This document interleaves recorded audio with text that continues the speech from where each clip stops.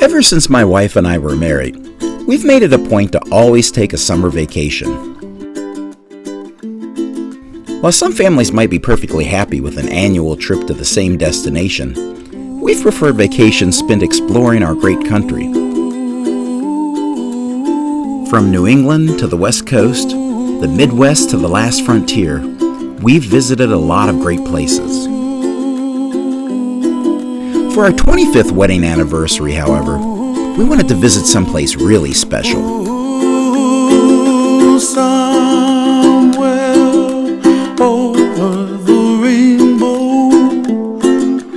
way up high, and the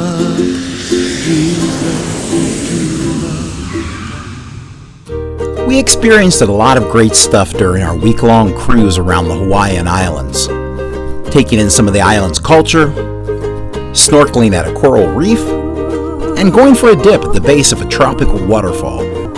But alas, all good things must come to an end. And so it was with our Hawaiian cruise as well.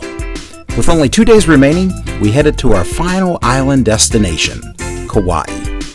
For our first excursion, we disembarked from our cruise ship for a tour of some of Kauai's most popular attractions. Our first stop was the Waimea Canyon Lookout. 10 miles long and 3,600 feet deep, Waimea Canyon is the #1 tourist destination on the island of Kauai.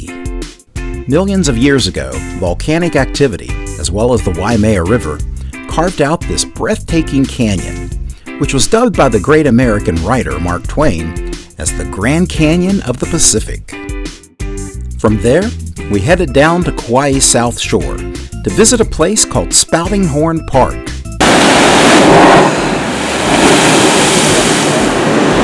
Spouting Horn is a blowhole that sends plumes of seawater into the air, sometimes as high as 50 feet. As waves crash onto this narrow shelf of lava, water is forced under the lava shelf and up through a small opening, creating a spectacular water spout. There used to be a more powerful blowhole here that could shoot water up to 200 feet in the air. Unfortunately, this blowhole was blasted away in the 1920s by the owner of a nearby sugar plantation because the salty sea spray was damaging their sugarcane crops. Before continuing on with our excursions, we stopped for lunch at a cool outdoor restaurant called Keoki's Paradise. Surrounded by water features and lush tropical greenery, the ambiance of this restaurant was just as delicious as the buffet of Hawaiian food that we feasted on. After lunch, we boarded an open-air boat for a trip up the Wailua River. Fed by the fresh water from nearby Mount Waialel, one of the wettest spots on the entire planet, the Wailua River holds the distinction of being the only navigable river in all of Hawaii. During our 2-mile river journey, we were entertained by the boat's crew with songs and stories of ancient Hawaii while taking in the river's tropical beauty and flourishes of activity.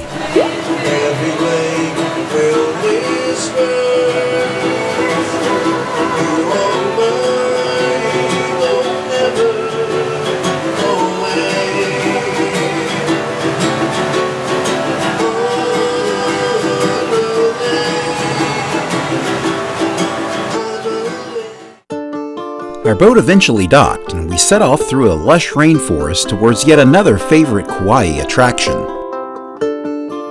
Previously an exclusive destination for Hawaiian royalty, Fern Grotto is truly a special and intimate place. This natural lava rock grotto, fringed with hanging ferns, is known as one of the most romantic spots on Kauai, and has served as the backdrop for many weddings over the years.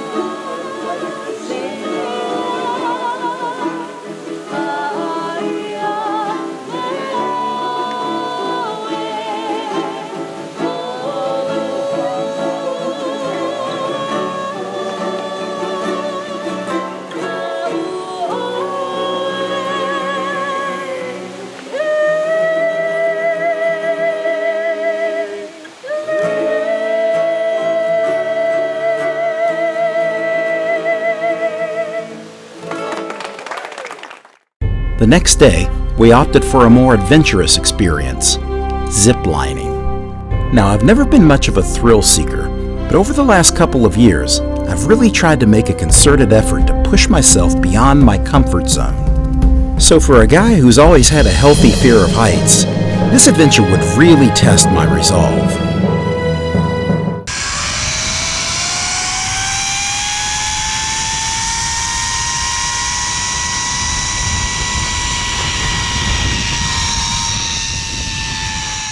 Whew! Made it. And much to my relief, Lauren made it safely across as well.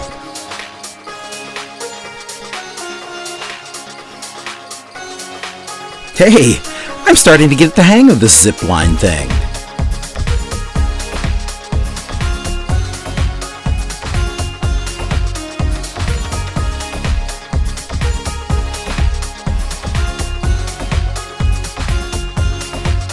Yeah, there's nothing to be afraid of at all. Ow! Ooh, okay, maybe that was a bit of an over-exaggeration. In all seriousness though, ziplining through the trees was really quite exhilarating. In fact, the most unnerving part for me was crossing the bridges from one platform to the next. Oh, thank you, God.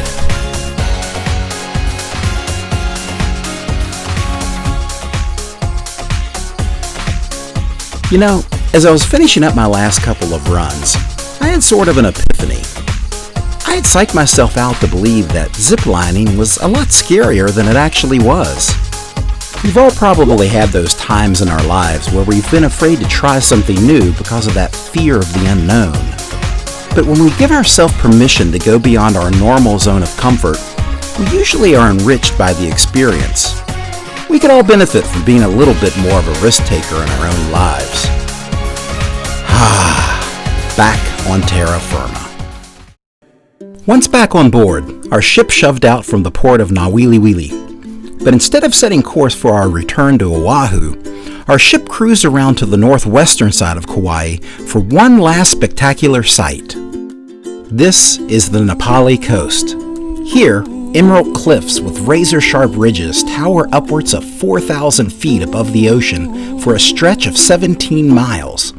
The rugged terrain appears much as it did centuries ago when Hawaiian settlements flourished in these deep, narrow valleys, existing only on the food they could grow and the fish they could catch. And just like that, our week-long cruise around the Hawaiian Islands was over. It was time to head home.